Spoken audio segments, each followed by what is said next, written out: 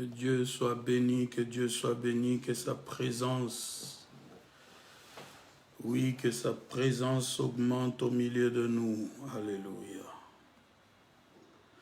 J'étais en train de dire que je suis particulièrement heureux de vous retrouver en cette nouvelle semaine qui va commencer par la grâce de Dieu. Une semaine bizarre en ce que il n'y a que quelques jours qui nous séparent de la nouvelle année. Mais quand je compte bien, je me rends compte qu'il reste 6 jours. Vous savez que Dieu a tout créé en 6 jours, n'est-ce pas? Donc 6 jours, c'est beaucoup pour que notre Dieu se manifeste encore en ta faveur, bien-aimé. C'est très important de pouvoir le savoir et de garder la foi en Dieu. S'il y a encore des choses que tu attends, s'il y a encore des choses que tu aimerais voir, ne te décourage pas, le Seigneur est avec toi. Il n'a pas encore dit son dernier mot. Alléluia. Nous allons, en ces derniers dimanches de l'année, conclure un peu sur le message que nous avons commencé depuis presque un mois, sur le certificat de la création. Le certificat de la création. Nous avons parlé de comment Dieu a voulu se faire connaître à l'homme comme étant le créateur de toutes choses. Nous avons aussi dit comment est-ce que Dieu a voulu que l'homme puisse le connaître en se définissant, en donnant ses noms. Nous avons dit comment Dieu a voulu que l'homme puisse connaître le diable, Satan. Et aujourd'hui, nous venons dire comment Dieu a voulu que l'homme puisse connaître l'homme et le monde dans lequel il va vivre. Comment est-ce que Dieu a voulu que l'homme puisse connaître l'homme et le monde dans lequel il doit vivre, bien-aimé dans le Seigneur. Alors, en prenant nos Bibles, nous allons lire premièrement Genèse chapitre 2. Nous allons lire Genèse chapitre 2, 7 à 8. J'aimerais d'abord essayer de dire à quelqu'un que l'homme partage avec Dieu ce qu'il y a de plus extraordinaire et de merveilleux.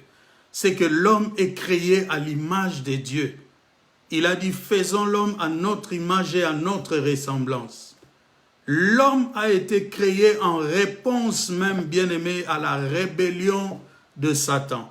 Donc l'homme véritablement est celui qui vient avoir en Dieu ce que même le diable, dans toute sa splendeur, alors qu'il était encore Lucifer, n'avait pas eu, bien-aimé dans le Seigneur. Vous savez qu'il est dit de lui qu'il mettait le sceau à la perfection, qu'il était chargé de la louange devant les seigneurs. Il coordonnait beaucoup d'anges de Dieu. Et la Bible dit jusqu'au jour où l'iniquité se trouva en lui. Alléluia. Et ce jour-là, le diable a été précipité. Et la Bible nous dit malheur à la terre parce qu'il est descendu vers vous armé d'une grande colère. Mais mon propos de ce jour est d'essayer de faire voir à quelqu'un c'est que Dieu a voulu que l'homme puisse connaître de l'homme. Dieu étant le metteur en scène, titre de mon livre que je vais écrire et qui va paraître en 2021, bien-aimé. Metteur en scène, commencez à en parler, commencez à réfléchir dessus parce que vous allez être fiers de cet ouvrage, bien-aimé. Ce ne sera pas un livre de plus, Lionel, ce sera un livre qui viendra s'asseoir dans l'échiquier de tous les livres que les hommes auront écrits, que les savants auront laissés sur cette terre, bien-aimé. Parce que le Seigneur inspire beaucoup de choses à ces sujets. J'étais en train de dire que l'homme partage avec Dieu quelque chose d'extraordinaire en ce qu'il est créé à l'image et à la ressemblance de son Dieu. Personne parmi les anges n'avait cette position, bien-aimé. Si ce n'est l'homme que Dieu a aimé. Alléluia. Mais Dieu, en créant l'homme, il a tout de suite, en parlant, voulu que l'homme puisse se connaître lui-même et connaître son prochain. Nous allons lire, comme je l'ai dit, Genèse chapitre 2, versets 7 à 8. Genèse chapitre 2. La Bible dit ceci. L'Éternel Dieu forma l'homme de la poussière de la terre. Il souffla dans ses narines un souffle de vie, et l'homme devint un être vivant. Je répète, l'Éternel Dieu forma l'homme de la poussière de la terre. Il souffla dans ses narines un souffle de vie, et l'homme devint un être vivant. Le souffle de vie est venu de l'Éternel, de l'intérieur de l'Éternel. Il a soufflé dans les narines de l'homme, et l'homme devint un être vivant, bien-aimé dans le Seigneur. D'ailleurs, si tu veux avoir une potion magique contre coronavirus, déclare que dans mes narines, il y a le souffle de Dieu. Oh, le virus ne peut pas passer là où le souffle de Dieu est passé, bien-aimé. Cette histoire n'est pas pour toi. Cette histoire n'est pas pour moi. Cette histoire n'est pas pour ma maison, bien-aimé dans le Seigneur. Parce que mon Dieu a soufflé, bien-aimé. Alléluia. Et verset 8, la Bible dit, « Puis l'Éternel planta un jardin en Éden du côté de l'Orient. Il y mit l'homme qu'il avait créé. » Bien-aimé, le premier point que je voudrais partager avec toi, c'est que Dieu a voulu que l'homme se connaisse lui-même d'abord comme étant créature de Dieu. Il est impérieux, il est important que tout homme qui vit reconnaisse Dieu comme son créateur. C'est lui qui l'a formé par sa volonté. La Bible dit qu'il prit une masse de terre, il forma l'homme. Mais lorsqu'il fut formé l'homme, il ne bougeait pas. Il n'avait pas du mouvement en lui. C'est lorsque Dieu a soufflé sur lui que cet homme est devenu un être vivant, nous dit la parole de Dieu. Donc la première chose qu'il faut que l'homme connaisse de lui-même, c'est que il est créature de Dieu. Mais Dieu avait commencé par faire d'abord l'homme Adam, seul. Il a fait l'homme Adam seul. Et il a voulu que cet homme sache qu'il vient de Dieu. C'est très important, bien-aimé dans le Seigneur. Parce que c'est en se connaissant en tant que créature qu'on reconnaîtra aussi l'existence du Créateur. C'est lui qui croit qu'il est sorti par la fusion des éléments. Il ne croira pas qu'il y a un être supérieur qui a décidé un jour que l'homme existe, bien-aimé dans le Seigneur. C'est pourquoi Dieu s'arrange en tant que metteur en scène, en tant que créateur incréé, Elohim. Il s'arrange à ce que dès le début de l'existence, l'homme le connaisse comme le créateur bien-aimé. Donc, je suis une créature de Dieu. Est-ce que tu peux dire avec moi, je suis une créature de Dieu? C'est très important de le savoir ainsi. Sinon, c'est comme ça qu'il y a des athées, des gens qui ne croient pas en l'existence de Dieu. C'est comme ça qu'il y a des gens incrédules qui ne croient pas que Dieu puisse avoir une autorité sur eux. Mais c'est de l'absurdité parce que quand tu reviens en toi-même, quand tu te poses la question de ton existence, quand tu vois ce que le monde, quand tu vois ce qui t'entoure, bien-aimé dans le Seigneur, tu vas reconnaître qu'il y a un créateur. Les astronautes bien-aimés qui sont allés sur la Lune, qui sont allés sur Mars, toutes ces personnes bien-aimées ont reconnu véritablement qu'il y a un créateur. L'homme doit se reconnaître comme étant créature de Dieu. Et j'ai dit que Dieu a créé premièrement Adam, seul, l'homme Adam, seul. Mais ensuite,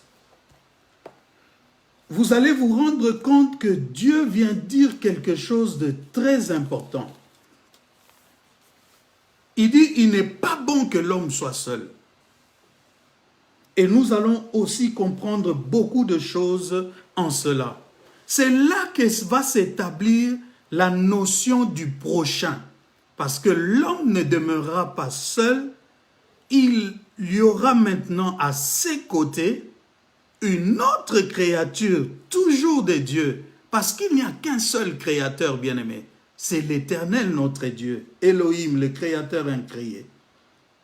Alors, à partir du moment où il y aura la notion du prochain qui va s'établir, Dieu va vite vouloir établir des règles pour que l'homme sache comment vivre avec son prochain, pour que l'homme sache comment coexister, comment cohabiter avec son prochain bien-aimé dans le Seigneur. Alléluia. Est-ce que quelqu'un est avec moi? Nous allons prendre Deutéronome chapitre 6, verset 5. Avant d'aller plus loin, j'aimerais que tout le monde puisse connaître et savoir la volonté de Dieu. C'est que Dieu a voulu que l'homme puisse connaître de l'homme, que l'homme puisse connaître, bien-aimé dans le Seigneur, de son prochain. Qui tu es? Tu es une créature de Dieu. Tu es sa création, bien-aimé. C'est Dieu qui t'a créé et qui t'a placé sur la terre. Alléluia. Deutéronome, j'avais dit, chapitre 6, verset 5.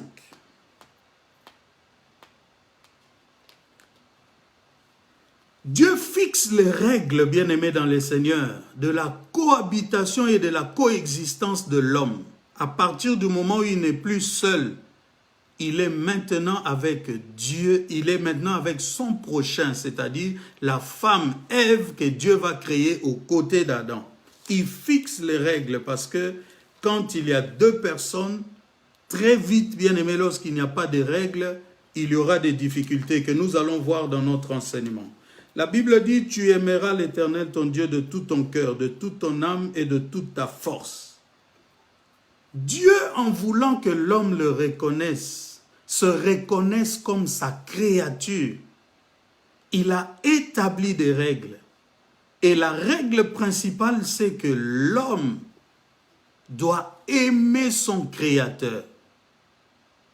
L'homme doit aimer son créateur. C'est la même parole qui nous est dit encore dans Matthieu chapitre 22. Cette fois-là, ça sera pour établir sa relation avec son prochain. Alors que les disciples ont posé la question au Seigneur de savoir quel était le plus grand commandement. Écoute ce que dit la parole de Dieu. Matthieu chapitre 22, verset 36. La Bible nous dit, « Maître, quel est le plus grand commandement de la loi ?» Jésus lui répondit, « Tu aimeras le Seigneur ton Dieu de tout ton cœur, de toute ton âme et de toute ta pensée. » C'est le premier commandement et le plus grand commandement. Et voici le second qui lui est semblable. Tu aimeras ton prochain comme toi-même. De ces deux commandements dépendent toute la loi et le prophète.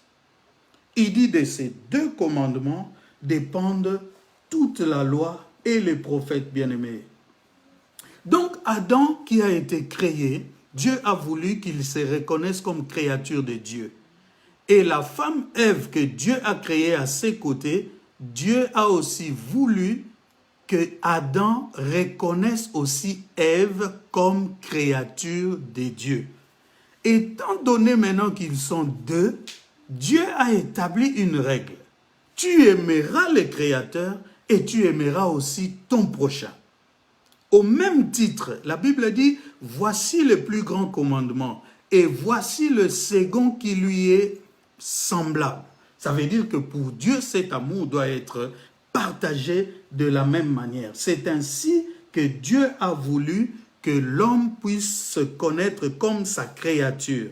Maintenant, tu vas voir avec moi et tu vas comprendre maintenant que lorsque les deux sont venus maintenant à coexister et à cohabiter, la vraie nature de l'homme va apparaître. Nous lisons donc, nous revenons dans Genèse. Nous parlons du Créateur et si tu veux comprendre le Créateur, tu dois aller dans les livres du début. Nous revenons à Genèse 2. Suis-moi très bien. Genèse chapitre 2, verset 18. Adam était seul, maintenant Dieu va créer Ève à ses côtés. 18. La Bible dit ceci. Il n'est pas bon que l'homme soit seul. Je lui ferai une aide semblable. L'Éternel forma de la terre tous les animaux des champs et tous les oiseaux du ciel. Il les fit venir vers l'homme pour voir comment il les appellerait, et afin que tout être vivant portât le nom que lui donnerait l'homme. Et l'homme, écoute-moi très bien, l'homme donna de nom à tous les bétails, aux oiseaux du ciel, à tous les animaux des champs, mais l'homme, il ne trouva point d'aide semblable à lui. Alors l'Éternel fit tomber un profond sommeil sur l'homme, qui s'endormit. Il prit une de ses côtes et referma la chair à sa place. L'Éternel Dieu forma une femme de la côte qu'il avait prise de l'homme et l'amena vers l'homme. Est-ce que quelqu'un est en train de comprendre cela? C'est encore Dieu qui a créé la femme Ève. Il l'a amenée, présentée à Adam. Dieu veut que tu te reconnaisses comme sa créature, mais que tu reconnaisses aussi ton prochain comme créature de Dieu. Personne n'existe par lui-même, tout existe par Dieu. C'est Dieu qui a tout créé. Il prit la femme, il vint la présenter à l'homme. Écoute maintenant ce que répond l'homme à la présentation de Dieu. Et l'homme dit, donc Adam dit, voici cette fois-ci, celle qui est os de mes os et chair de ma chair. On l'appellera femme, parce qu'elle a été prise de l'homme. C'est pourquoi l'homme quittera son père et sa mère et s'attachera à sa femme et ils deviendront une seule chair. Bien-aimé, lorsqu'Adam parlait comme ça, il a remarqué que la femme que Dieu lui a ramenée était différente de tous les animaux qu'il avait nommés. Il a reconnu encore une fois la perfection de l'œuvre de Dieu. Est-ce que quelqu'un est en train de me suivre? Parce que tout ce que Dieu t'apportera comme solution te donnera satisfaction. Dieu ne pouvait pas se dire qu'il n'est pas bon que l'homme soit seul et que Dieu lui ramène quelque chose d'imparfait. Lorsque Ève a été présentée à Adam, Adam a été satisfait de cela, bien-aimé. Donc le prochain, ton prochain, Dieu a voulu que tu le connaisses comme quelqu'un qui peut t'apporter un certain soulagement. Quelqu'un qui peut t'apporter de la compagnie. Quelqu'un qui peut t'apporter une certaine assistance. C'est très important de le savoir. Donc, ton prochain est d'autant plus important que toi-même. C'est comme ça que Dieu a dit d'avance que tu l'aimeras de tout ton cœur, de toute ton âme et de toute ta force, mais que tu aimeras aussi ton prochain comme toi-même. Tu ne l'aimeras pas comme Dieu, tu l'aimeras comme toi-même. Il y a une nuance et c'est très important de pouvoir le souligner. Dieu ne demande à personne d'aimer son prochain comme il aime Dieu. D'ailleurs, c'est lui qui aimera son fils ou sa femme ou ses enfants plus que Dieu, dit la parole de Dieu, n'est pas digne de Dieu. Je n'aimerais pas trop aller dans cette voie-là parce que tu risques de te perdre. Viens maintenant toujours dans Genèse 2 au verset 21.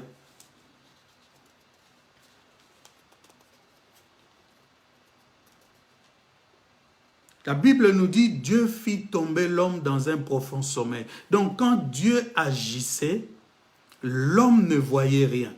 Mais l'homme a vu les résultats. Je mets une parenthèse pour te dire, bien-aimé dans le Seigneur, que l'œuvre de Dieu, tu ne peux pas la connaître dès le départ. Mais même si tu ne la connais pas, sache qu'elle te donnera satisfaction. Parce que tout ce que Dieu fait est bon. C'est très important de le savoir, bien-aimé dans le Seigneur. Maintenant, puisqu'ils sont deux, je t'ai dit, la vraie nature de l'homme va apparaître. Et c'est ça que Dieu voulait que l'homme puisse connaître de lui-même et connaître de son prochain. Deuxième chose, à part que tu dois te reconnaître toi-même comme créature de Dieu, Dieu a voulu que tu saches que l'homme a un cœur tortueux. J'ai dit, Dieu a voulu que toi, tu saches que tu as un cœur tortueux et que ton prochain qui est avec toi a aussi un cœur tortueux. Quand on parle de tortueux, dans d'autres versions, comme dans Darby, on parle des rusés. Un cœur rusé. Dieu a voulu que l'homme le connaisse ainsi. Genèse chapitre 3, versets 11 à 13. Alléluia. C'est la parole de Dieu qui parle. Dans cette affaire des certificats de la création, j'ai fait parler les Écritures. Allez sur notre compte YouTube, réécoutez les messages bien-aimés. Cela vous sera d'une grande bénédiction. Genèse chapitre 3, verset 11. La Bible dit, l'Éternel Dieu dit, « Qui t'a appris que tu es nu?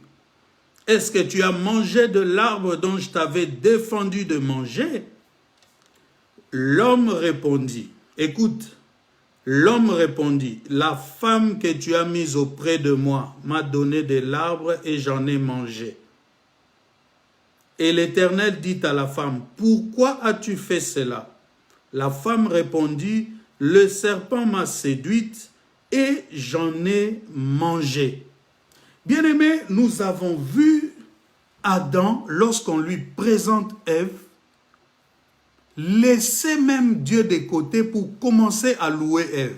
« Voici cette fois-ci, os de mes os, chair de ma chair. » Mais lorsque le problème arrive, écoute la réponse d'Adam.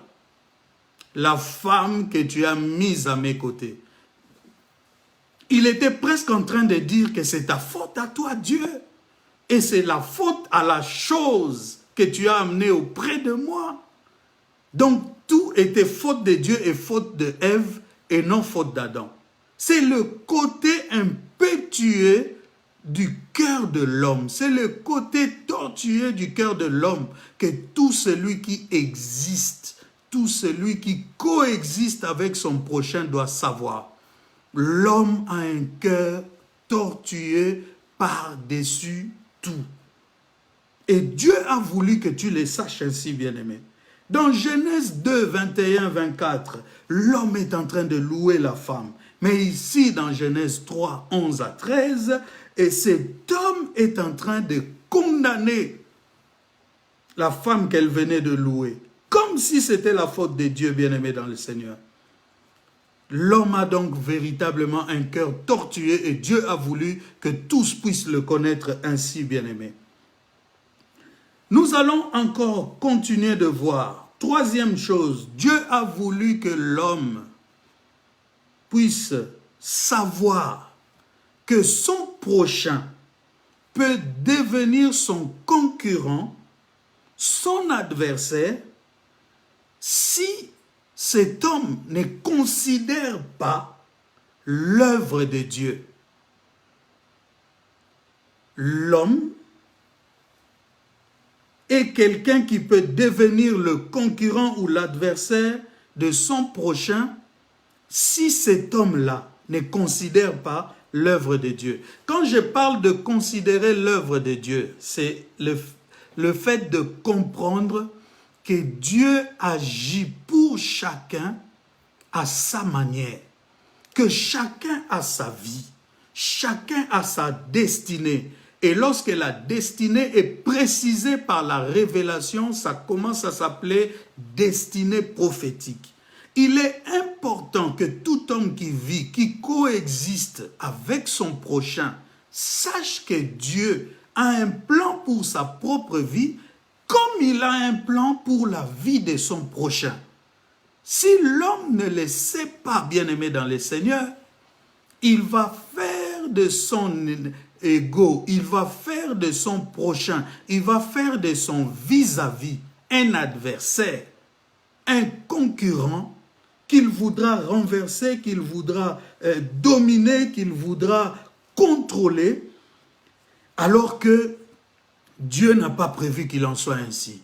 Tu as ta vie, j'ai ma vie. Tu as ta vie, ta femme a sa vie. Vos destinées sont liées dans le cadre du mariage. Mais en ce qui concerne ton prochain, Dieu peut agir dans la vie de ton prochain en les bénissant, en les visitant.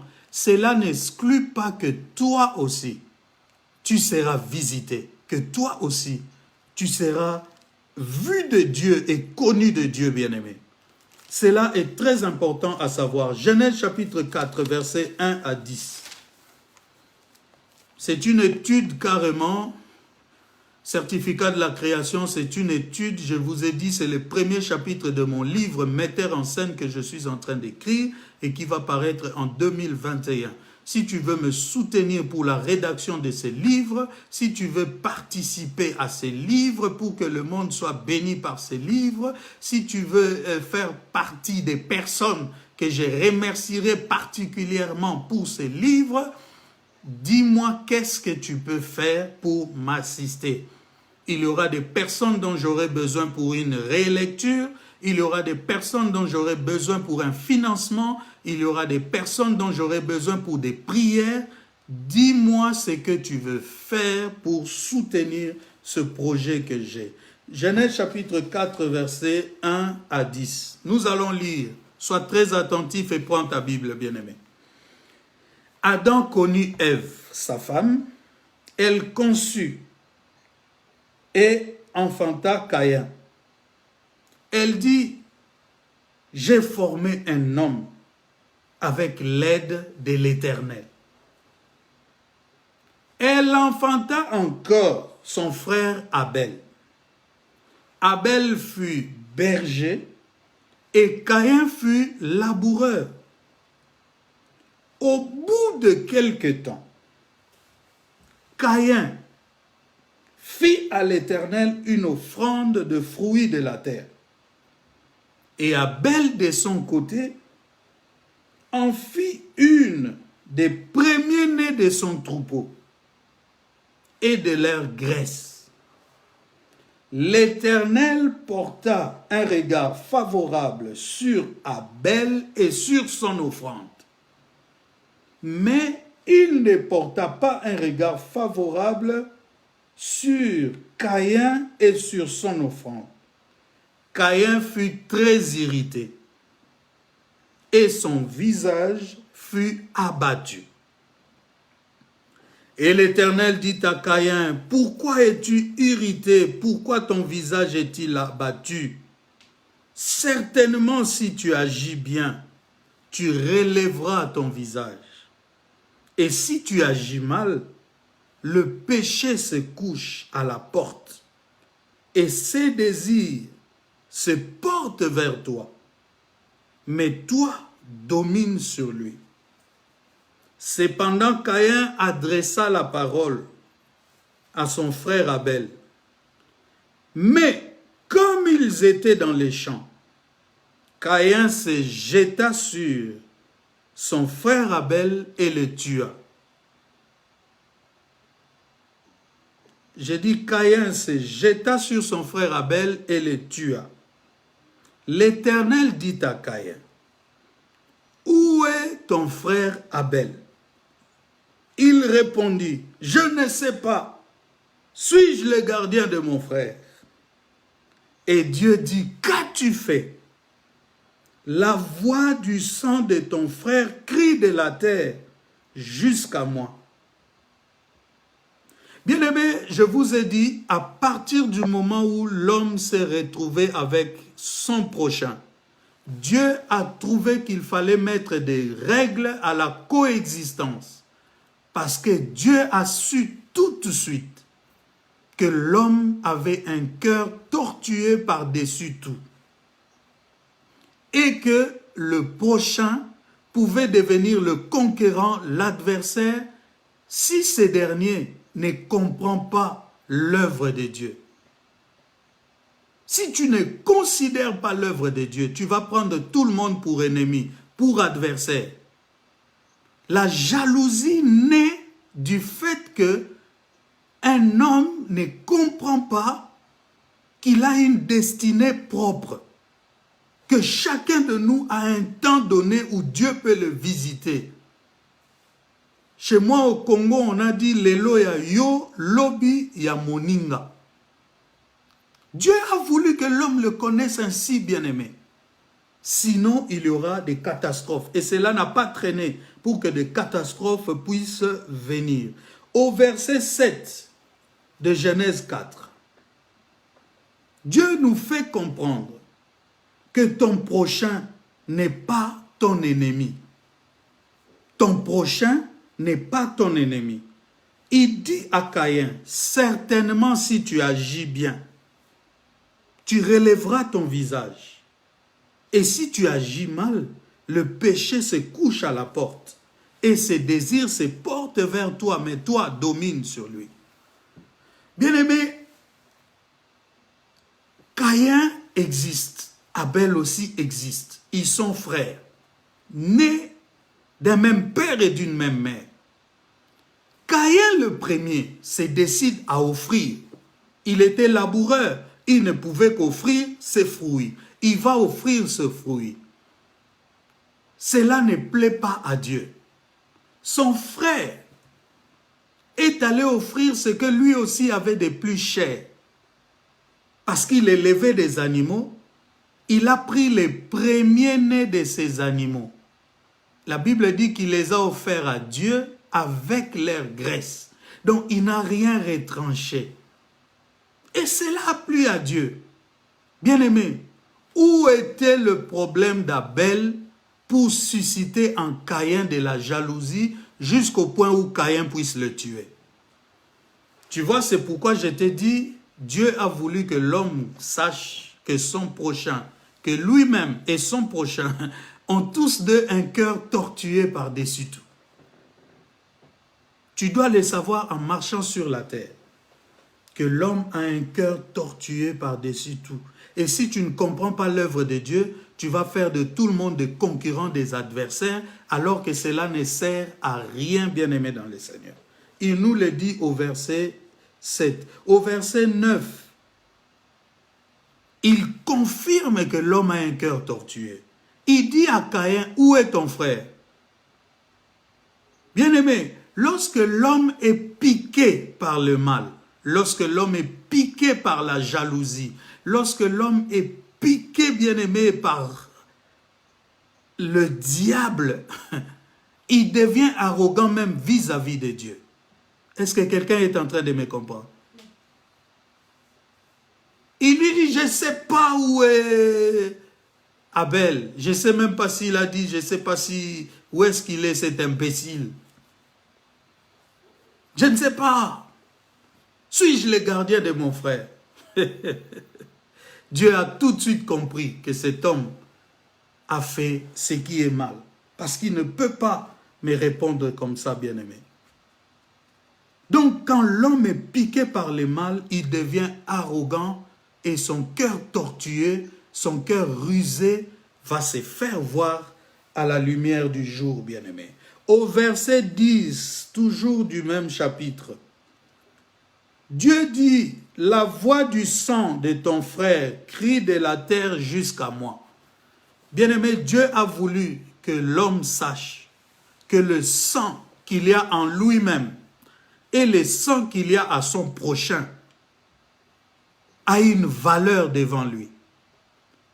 C'est pourquoi il a dit dans la loi, tu ne verseras pas le sang.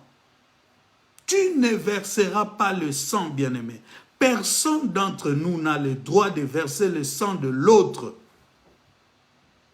ni son propre sang.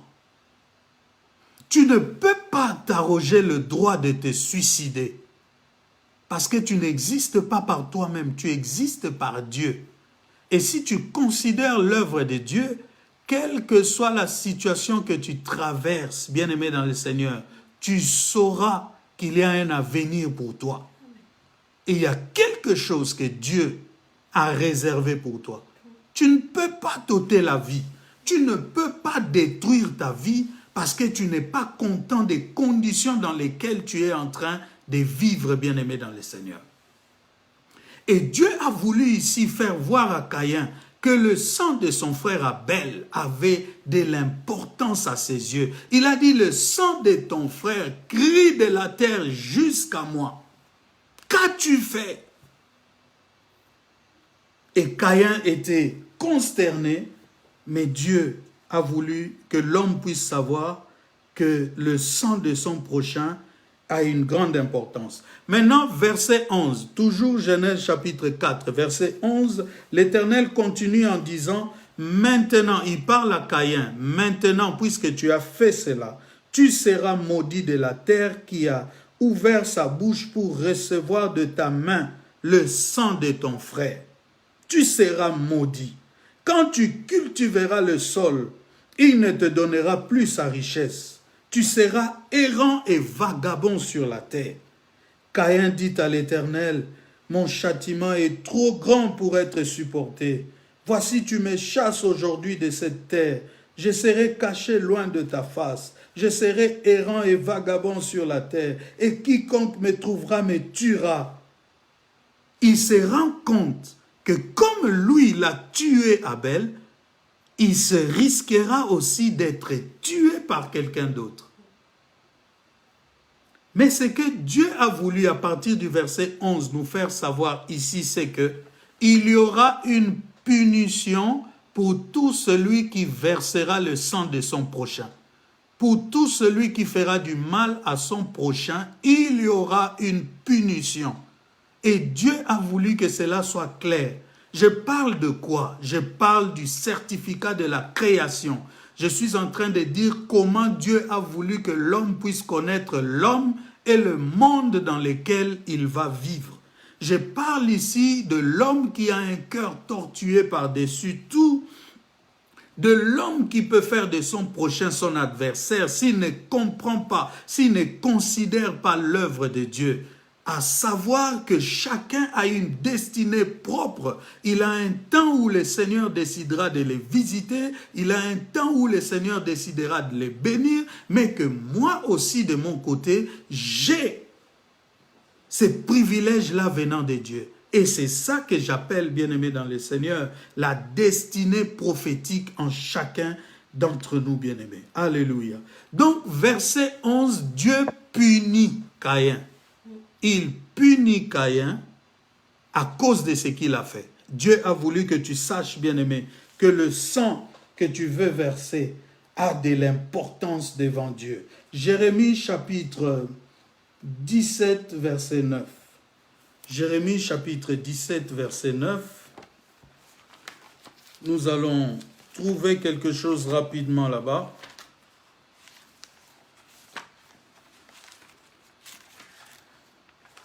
Gloire au Seigneur.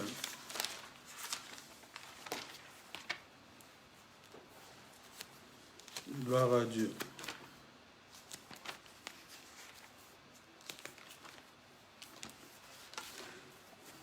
Donnez-moi 2 secondes.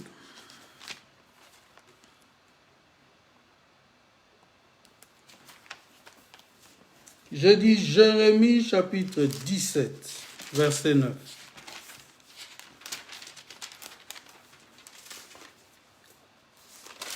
J'y suis. La Bible dit, le cœur est tortué par-dessus tout. Il est méchant. Qui peut le connaître? Moi, l'Éternel, je prouve les cœurs, je sonde les reins, pour rendre à chacun selon ses voies, selon le fruit de ses œuvres. Je répète, Jérémie chapitre 17, verset 9, le cœur est tortué par-dessus tout, il est méchant, qui peut le connaître? Moi, l'Éternel, je prouve les cœurs, je sonde les reins, pour rendre à chacun selon ses voies, selon le fruit de tes œuvres. Bien-aimé, lorsque tu produiras de mauvais fruits, lorsque tu feras ce qui est mal à ton prochain, parce que tu ne comprends pas l'œuvre de Dieu, sache que l'Éternel a prévu une punition. Il a prévu, bien-aimé, que tu sois rémunéré de tes mauvaises œuvres, si je peux parler ainsi, bien-aimé. Il y aura toujours une punition pour le meurtrier. Alléluia. Il y a encore une chose que Dieu a voulu que l'homme puisse savoir. C'est que l'homme est entraîné facilement vers le mal. Il faut que tu le saches en tant qu'humain, ton cœur peut t'entraîner facilement vers le mal. Pourquoi Dieu a voulu que l'homme puisse se connaître lui-même et connaître son prochain? C'est parce qu'en se connaissant ainsi, tu peux te garder. Il y a des hommes qui savent déjà, les hommes prudents, ils voient le mal de loin, comme on dit. Il sait déjà que moi, je suis tenté de boire. Donc, lorsqu'il y a une invitation, par exemple, à aller quelque part où il y aura de la boisson, sachant peut-être que demain il a un rendez-vous important, l'homme sage saura se dire, autant pour moi éviter ce rendez-vous. Mais l'insensé ira à ce rendez-vous, va boire et demain ne pourra pas aller à son rendez-vous important. Il est impérieux, il était important pour Dieu que l'homme puisse se connaître tel qu'il est véritablement. C'est pourquoi la parole de Dieu nous est présentée comme un miroir dans lequel nous nous regardons. Lorsque tu écoutes la parole de Dieu, tu te reconnais, tu te retrouves en cela. Et c'est là même la preuve que Dieu te connaît plus que les hommes de la terre. Alléluia. Genèse chapitre 6, versets 5 à 7. Je ne fais que faire parler les Écritures. L'homme se tourne facilement vers le mal et Dieu a voulu que l'homme se connaisse ainsi et qu'il connaisse aussi son prochain comme tel. Genèse 6, 5 à 7. La Bible dit, l'Éternel vit que la méchanceté des hommes était grande sur la terre et que toutes les pensées de leur cœur se portaient chaque jour uniquement vers le mal. L'Éternel s'est repenti d'avoir fait l'homme sur la terre, et il fut affligé en son cœur. Et l'Éternel dit, j'exterminerai de la face de la terre l'homme que j'ai créé, depuis l'homme jusqu'au bétail, aux reptiles, aux oiseaux du ciel, car je me répands de les avoir faits. Bien-aimé, imaginez un Dieu si bon qui est amené à penser même éliminer l'homme de la terre à cause du comportement que l'homme affichait. La Bible dit que l'Éternel a vu que l'homme se tourne facilement vers le mal. Il s'est repenti d'avoir créé l'homme. Si ces choses sont écrites, c'est parce que Dieu a voulu que tu le connaisses en tant que tel, pour que tu saches te garder, comme je l'ai dit, parce que si tu te connais à la lumière de la parole de Dieu, tu te garderas. Nous nous disons, lorsque nous étions païens, nous marchons comme nous voulions parce que nous n'avons pas accès à la parole de Dieu ou que nous refusions de donner accès à la parole en nous. Mais lorsque nous recevons la parole, qu'est-ce que c'est que la parole? La parole, c'est Dieu. La parole, c'est la lumière. La parole, c'est la vision de Dieu pour nous. Donc, lorsque je reçois la parole, je reçois la lumière, je me reconnais tel que je suis véritablement. Et cela me permet maintenant de pouvoir me garder de certaines choses. C'est pourquoi celui qui n'a pas la parole en lui ne peut pas se garder, ne peut pas se protéger. Et c'est comme ça que la Bible nous dit que ce livre de la loi ne s'éloigne point de ta bouche. Médite-le jour et nuit, bien-aimé. C'est ta lumière, c'est une lampe sur mon sentier. C'est la parole qui nous éclaire, c'est la parole qui nous définit, c'est la parole qui nous montre la voie. Il a dit, je suis le chemin, la vérité. C'est-à-dire celui qui entre sur le chemin, qui demeure dans la vérité. C'est celui qui reçoit la vie, en définitive. Est-ce que quelqu'un est avec moi? Donc Dieu a voulu que tu saches que le cœur de l'homme se tourne facilement vers le mal. Tel que tu es là, bien-aimé, entre donner et ne pas donner, si tu ne fais pas entrer la parole dans ton cœur, tu choisiras de ne pas donner. Entre pardonner et ne pas pardonner, si tu ne laisses pas la parole te pénétrer, tu choisiras de ne pas pardonner. Et les Congolais sont spécialistes en cela. Nous aimons les rando bien-aimés dans le Seigneur. Tu sais pourquoi beaucoup de gens n'aiment pas pardonner? C'est parce qu'ils ne croient pas qu'on peut leur pardonner. Moi, j'ai expérimenté souvent cela. Lorsque tu as un problème avec quelqu'un, il te ferme son cœur. C'est parce qu'il croit dans son cœur que toi aussi tu lui fermes ton cœur. Même si tu fais un effort de lui montrer que pour moi cette histoire est passée. Alléluia. Mais tu verras toujours dans l'autre que le cœur n'est toujours pas ouvert. Et cela, bien-aimé, n'est pas une sémence que nous devons soutenir, bien-aimé dans le Seigneur. Alléluia. Bien-aimé, avant-dernière chose, c'est que Dieu a voulu que tu saches que malgré que l'homme est ainsi fait, il peut quand même être une source de bénédiction pour toi. Ton prochain peut être une source de bénédiction pour toi. Quand je dis que la parole de Dieu révèle l'homme ainsi, quand je dis que Dieu veut que l'homme se connaisse comme quelqu'un qui a un cœur tortueux, un cœur qui se tourne vers le mal, cela ne veut pas dire que Dieu veut séparer les hommes. Non, mais Dieu veut que nous nous connaissions ainsi afin que nous puissions nous garder. Et cette force, nous ne l'avions pas au départ à cause de la nature pécheresse qui est en nous. Mais lorsque Jésus-Christ vient comme rempart, lorsque Jésus-Christ accède à notre vie, c'est alors que nous recevons la force et l'autorité de pouvoir nous garder selon Dieu, de pouvoir aimer Dieu et de pouvoir aimer notre prochain. Je vais en arriver, mais je viens d'abord te dire que Dieu a voulu, malgré tout, que tu saches que l'homme est pour toi une source de bénédiction. Je vais vous lire, ou nous allons lire ensemble un certain nombre de versets qui vont faire parler la parole de Dieu, bien-aimé dans le Seigneur. Nous allons commencer par Ésaïe.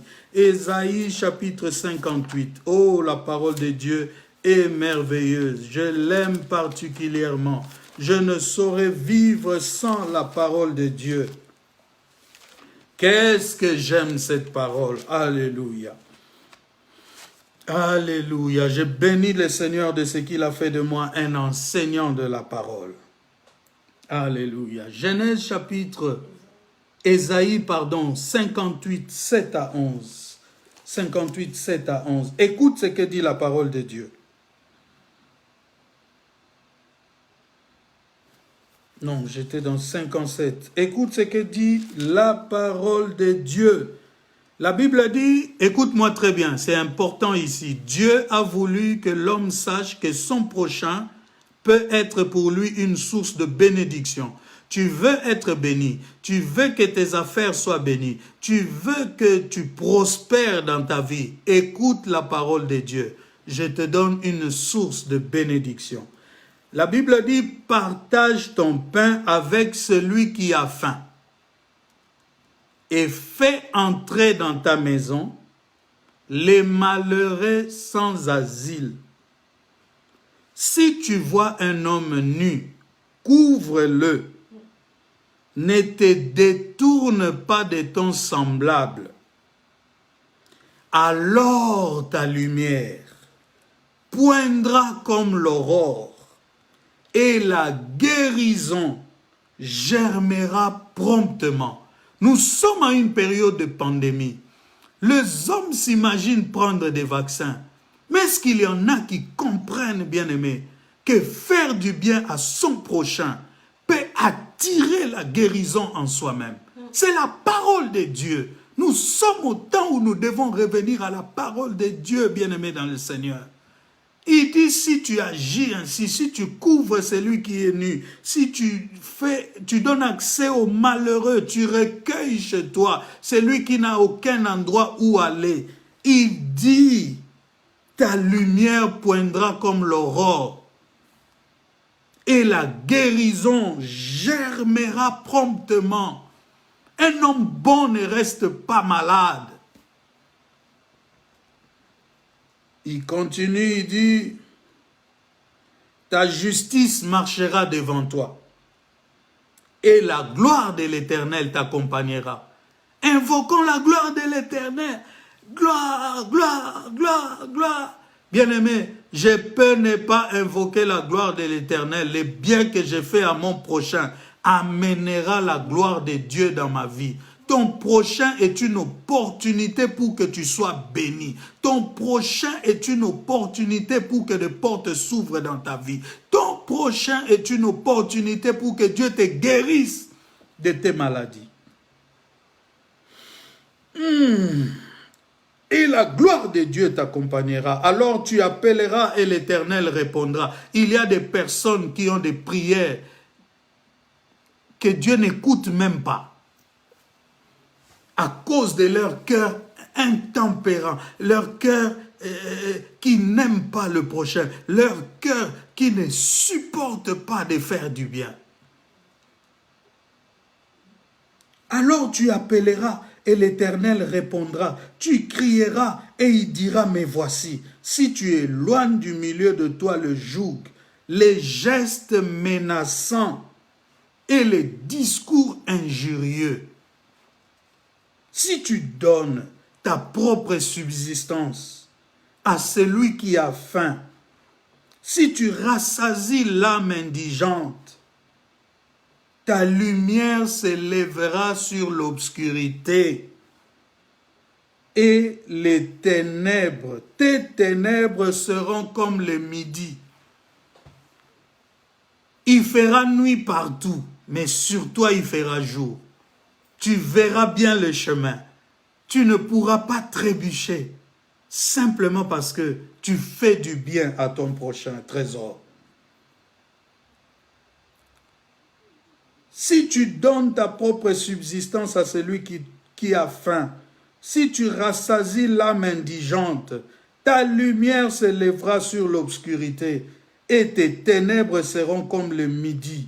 L'Éternel sera toujours ton guide. Il rassasiera ton âme dans les lieux arides et il redonnera de la vigueur à tes membres. Tu seras comme un jardin arrosé, comme une source dont les eaux ne tarissent pas. Les tiens rebâtiront sur d'anciennes ruines. Tu relèveras des fondements antiques. On t'appellera même réparateur de brèches, celui qui restaure les chemins, qui rend le pays habitable. Bien-aimé, c'est lui qui use de générosité, c'est lui qui fait du bien, c'est lui qui comprend que son prochain n'est pas son adversaire, n'est pas son ennemi, et qui lui fait du bien. Bien-aimé, ce sont ces personnes qui changent leur famille, ce sont ces personnes qui changent leur destinée. La destinée de toute une famille peut être changée par ta générosité. Lorsque tu fais du bien aux gens, bien-aimés dans le Seigneur se souviendra de toi. Alléluia. Est-ce qu'il y a quelqu'un qui est avec moi? Alléluia. Proverbe chapitre 19, verset 17. Commençons par 14, 21. Allons dans Proverbe. Gloire au Seigneur. Je veux vous lire la parole. C'est la parole qui va vous convaincre. On commence par 14. 14, verset 21. La Bible dit, celui qui méprise son prochain commet un péché.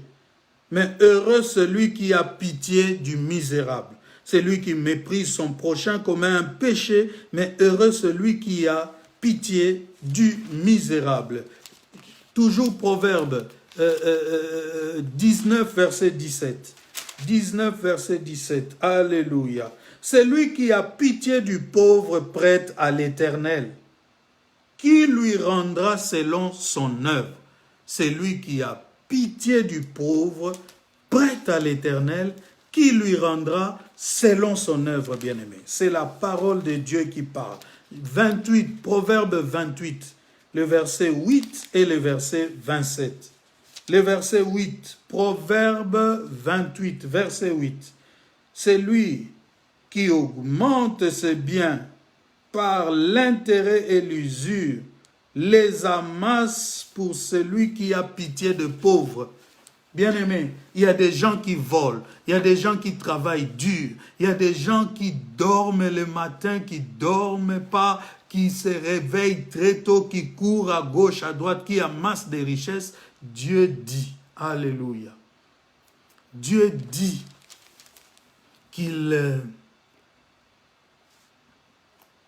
que ces gens-là augmentent cela, ils amassent cela pour celui qui fait du bien aux autres, bien-aimés. Verset 27, toujours de Proverbe 28. Celui qui donne aux pauvres n'éprouve pas de la disette, mais celui qui ferme les yeux est chargé de malédiction. Bien-aimé, ton prochain est une source de bénédiction pour toi. Si tu considères la parole de Dieu et que tu lui fais du bien, le Seigneur se souviendra de toi. Le Seigneur te bénira. Et il a voulu que tu puisses connaître ton prochain comme, bien-aimé dans le Seigneur, quelqu'un, alléluia, quelqu'un qui peut être pour toi une source de bénédiction. Très important de le savoir, bien-aimé. Très, très important de pouvoir le savoir. Il y a plein de versets qui nous disent cela, comme je viens de vous les lire. Vous pouvez encore lire Deutéronome chapitre 15, versets 7 à 14. Notez-le comme ça, vous le lirez vous-même. Je vais aller vite pour commencer à chuter, bien-aimé. J'ai dit comment Dieu a voulu que l'homme puisse connaître l'homme et le monde dans lequel il va vivre. Alléluia. Si vous m'avez bien suivi, vous allez vous rendre compte que pour Dieu, l'homme doit se connaître et doit connaître son prochain pour pouvoir vivre de manière correcte et selon la pensée et la lumière de Dieu. Dernier point que je vous donne, l'homme bien-aimé, Dieu a voulu que tu le connaisses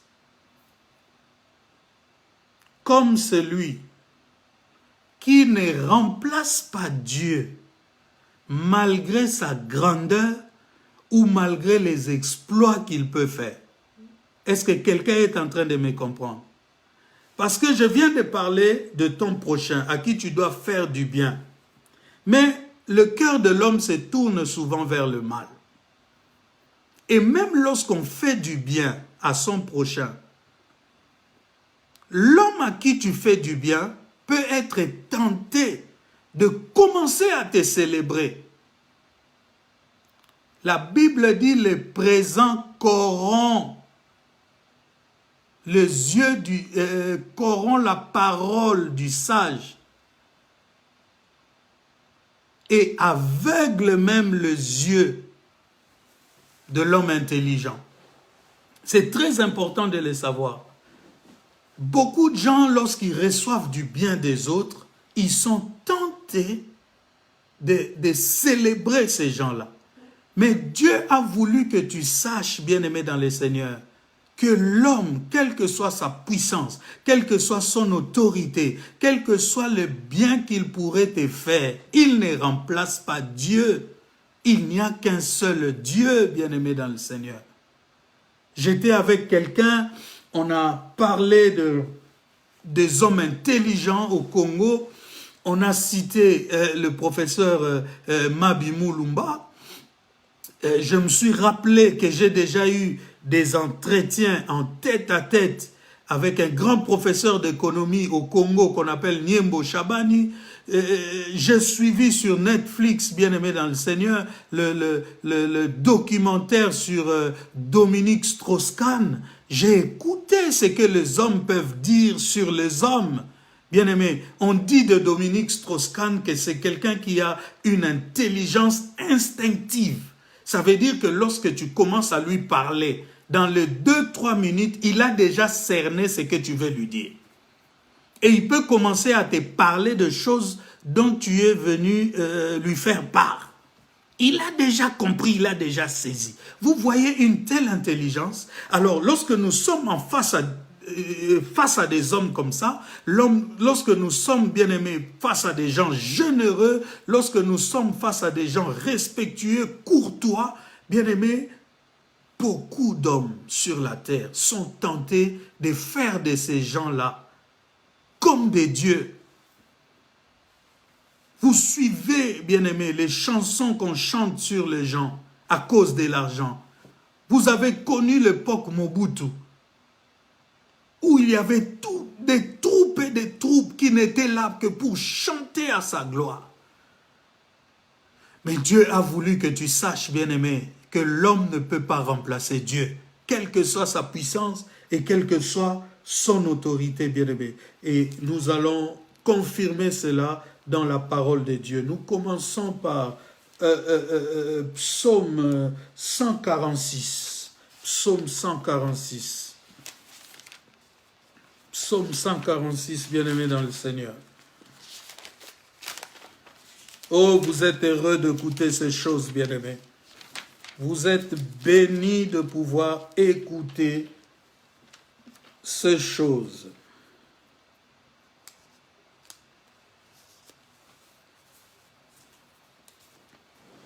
Vous êtes heureux d'écouter ces choses, bien-aimés dans le Seigneur.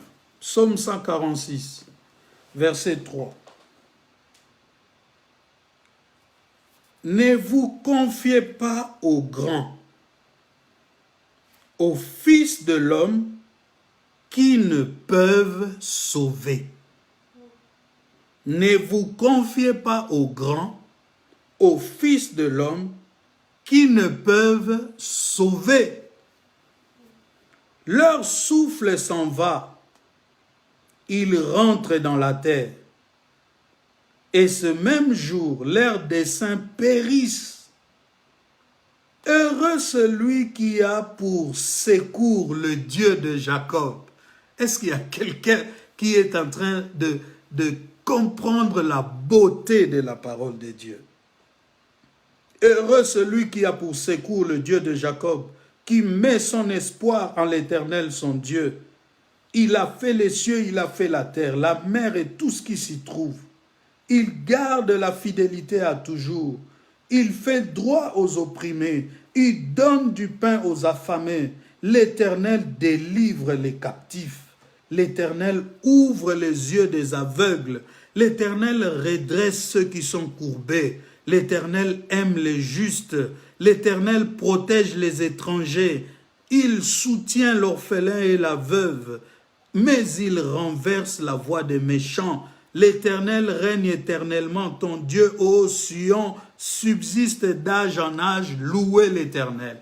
Bien-aimé, aucun homme ne peut remplacer Dieu. Quelle que soit sa puissance, quelle que soit son autorité, quel que soit le pouvoir que le monde peut lui attribuer, même si vous le votez président, même si vous le nommez roi, bien-aimé, il ne remplacera pas les seigneurs parce que le souffle qu'il a en lui, c'est l'Éternel qui donne. Et au jour où Dieu veut le retirer, il le retire, bien-aimé.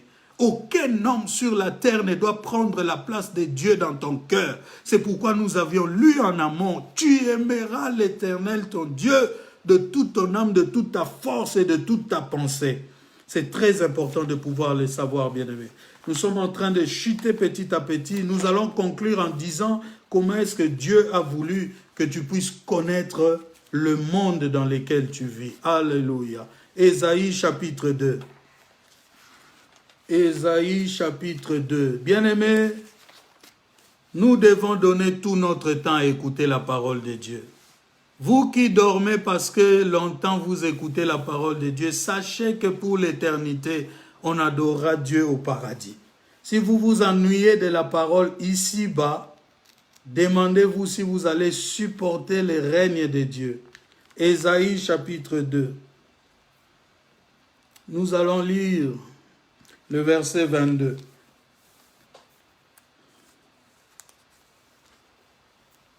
La Bible dit, cessez de vous confier en l'homme dans les narines duquel il n'y a qu'un souffle. Car de quelle valeur est-il? Ésaïe 2, 22. Cessez de vous confier dans l'homme, dans les narines duquel il n'y a qu'un souffle. Tu te souviens, j'ai dit, c'est l'Éternel qui insuffla dans l'homme et il devint une âme vivante, bien-aimée. Alléluia. 30, verset 1. Ésaïe 30, verset 1. Malheur, dit l'Éternel, aux enfants rebelles qui prennent des résolutions sans moi, qui font des alliances sans ma volonté pour accumuler péché sur péché. Bien-aimés, ne vous confiez point dans l'homme, ne remplacez pas l'homme par Dieu. Ton chef, ton président, ton patron n'est pas Dieu, c'est l'Éternel qui est Dieu. Ésaïe 31, verset 1. Malheur à ceux qui descendent en Égypte pour avoir du secours, qui s'appuient sur des chevaux et se fient à la multitude de chars, à la force des cavaliers, mais qui ne regardent pas vers les saints d'Israël et ne recherchent pas l'Éternel. Bien-aimé, l'Éternel a frappé Pharaon de toutes les manières. Comme il avait plus de 300 chars, il a mis 3 personnes sur chaque char, bien-aimé.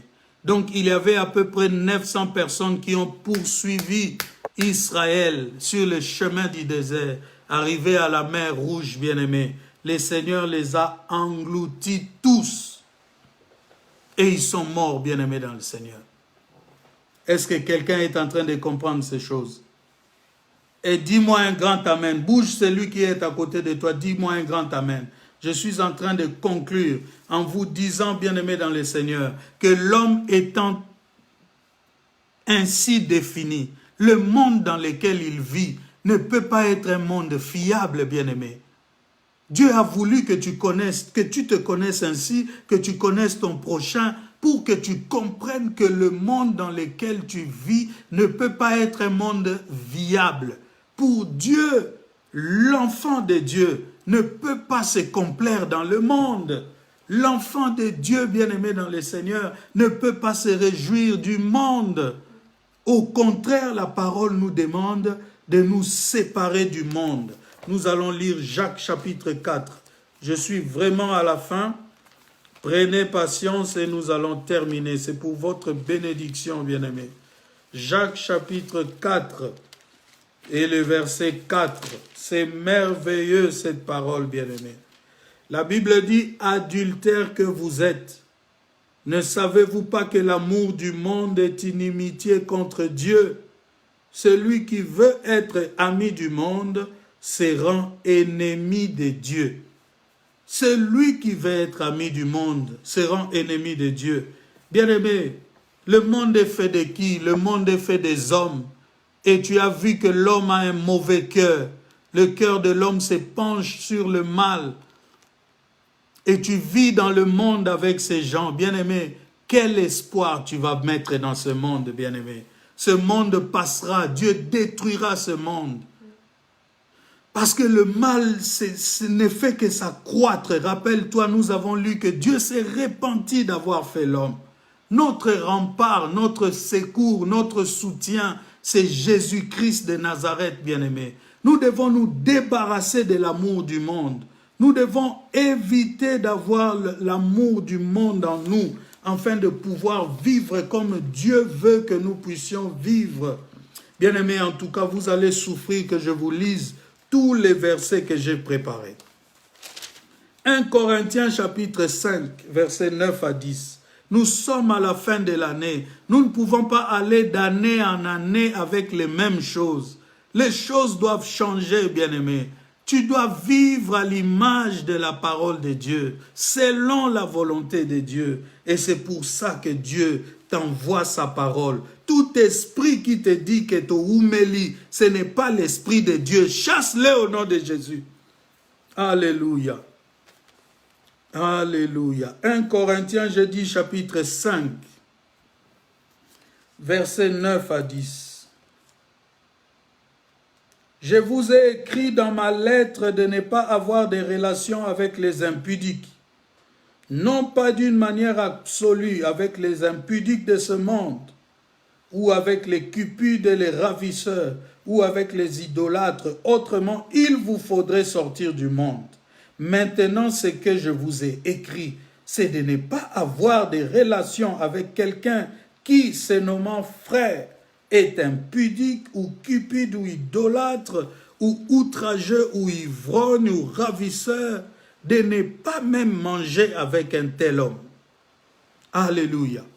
Le Seigneur est en train de continuer à marteler en nous disant que la parole de Dieu est la vérité et que, bien-aimés dans le Seigneur, le monde dans lequel nous vivons n'est pas un monde fiable. Tu ne peux pas aimer le monde, tu ne peux pas t'abandonner au monde parce que toi-même, tu es un homme avec un cœur compliqué et les hommes qui sont à côté de toi sont aussi des hommes avec des cœurs compliqués, bien-aimés. Je vais lire pour toi Romains chapitre 3, verset 23. Romains chapitre 3, verset 23, la Bible dit « Car tous sont péchés et sont privés de la gloire de Dieu, bien-aimés. Le monde est pourri, le monde est vendu à cause de la nature pécheresse de l'homme. Le rempart, c'est Jésus. Nous ne trouverons pas de paix dans ce monde. Il nous a choisis dans le monde, mais nous ne sommes pas du monde, bien-aimés. Nous devons nous confier en Jésus-Christ. Bien-aimés, le plus important, c'est marcher avec Dieu, connaître sa parole et mettre en pratique sa parole. C'est comme ça que dans le jardin d'Éden, Dieu a demandé à l'homme de respecter une règle. Il ne lui a pas vanté Satan, il ne lui a pas présenté Satan. Bien-aimé, d'abord, il lui a dit, tu mangeras de tous les fruits qui se trouvent dans le jardin. Mais quant au fruit de l'arbre qui est au milieu du jardin, tu n'y toucheras point, tu ne mangeras pas. Alléluia. Jean chapitre 2, verset 15. Je suis vraiment en train de terminer. Que Dieu bénisse sa parole dans le cœur de tous ceux qui l'écoutent avec attention. La Bible dit, n'aimez point le monde, ni les choses qui sont dans le monde. Si quelqu'un aime le monde, l'amour du Père n'est point en lui. N'aimez point le monde ni les choses qui sont dans le monde. Ailleurs on dit, abstenez-vous de convoitises charnelles qui font la guerre à l'âme. C'est très important, bien-aimé. Tu dois prendre la décision en cette fin d'année de te débarrasser de l'amour du monde. Bien-aimé, tu ne finiras pas les habits. Tu ne finiras pas la gloire, bien-aimé. Il y en a qui l'ont fait, qui l'ont fait, qui l'ont fait. Et à la fin, ils ont trouvé qu'ils auraient mieux fait de chercher Dieu. Tu n'es pas le premier gentleman, bien-aimé. Il y en a eu avant toi et qui ont eu plus de moyens que toi. Mais à la fin, ils ont cherché Dieu.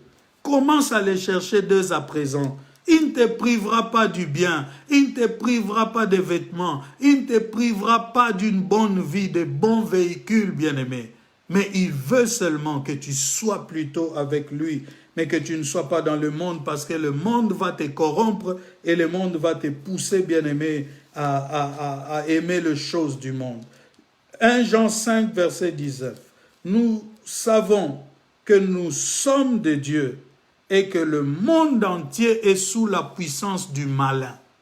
Nous savons que nous sommes de Dieu et que le monde entier est sous la puissance du malin.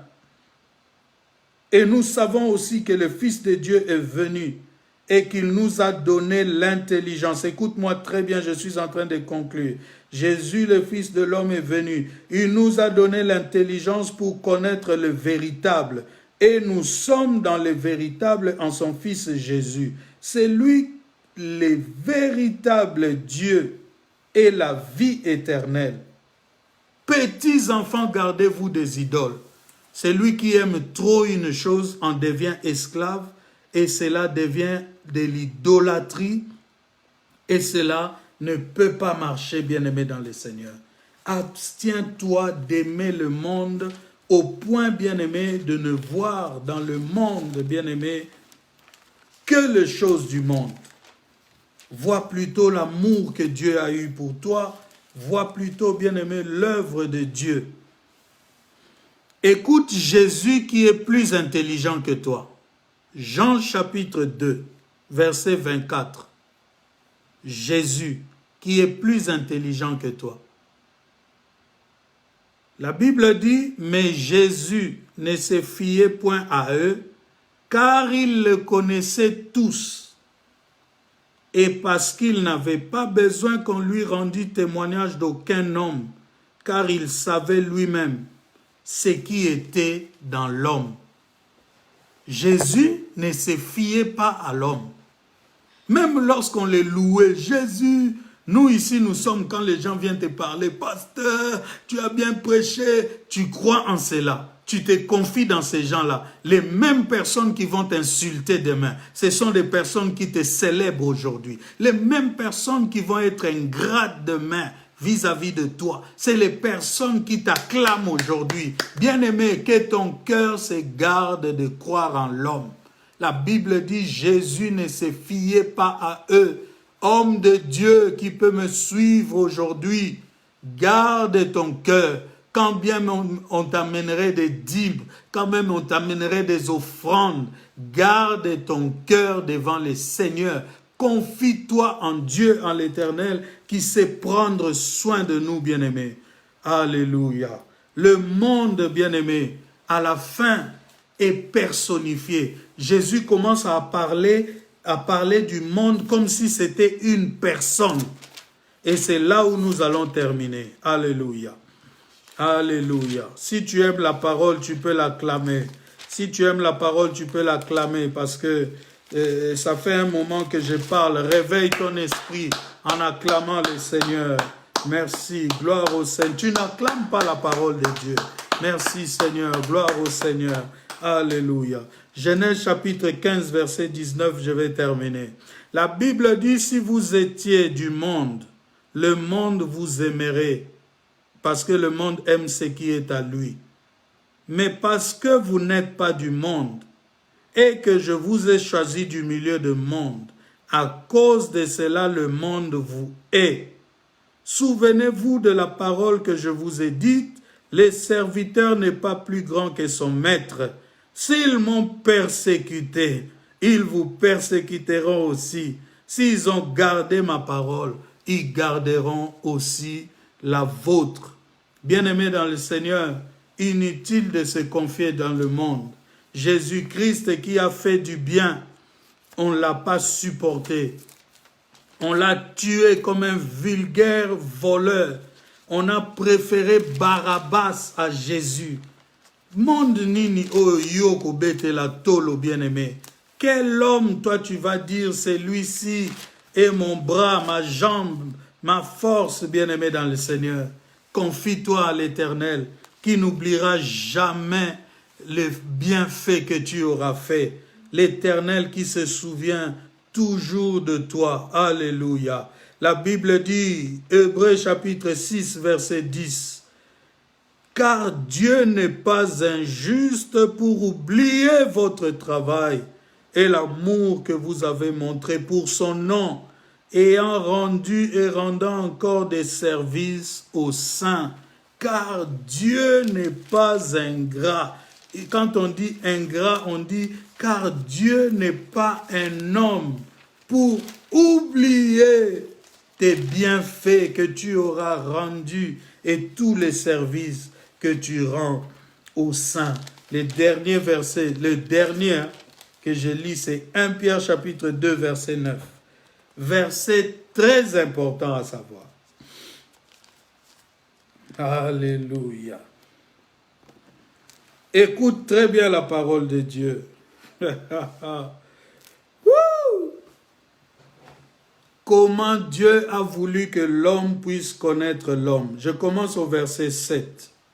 L'honneur est donc pour vous qui croyez, mais pour les incrédules, la pierre qu'ont rejetée ceux qui bâtissaient est devenue la principale de l'angle, et une pierre d'achoppement et un rocher de scandale. Ils s'y heurtent pour n'avoir pas cru à la parole, et c'est à cela qu'ils sont destinés. Vous, au contraire, Vous êtes une race élue, un sacerdoce royal, une nation sainte, un peuple acquis, afin que vous annonciez les vertus de celui qui vous a appelé des ténèbres à son admirable lumière. Vous qui autrefois n'étiez pas un peuple et maintenant êtes le peuple de Dieu, vous qui n'aviez pas obtenu miséricorde et maintenant avez obtenu miséricorde. Bien-aimés, nous sommes un peuple différent, révélé, pour ne pas vivre dans la jalousie, pour ne pas vivre dans le trouble, pour ne pas faire de notre prochain notre concurrent, pour ne pas faire, bien-aimés dans le Seigneur, du mal à notre prochain. Au contraire, le connaître comme une source de bénédiction. C'est ainsi que Dieu a voulu que l'homme puisse connaître l'homme bien-aimé dans le Seigneur.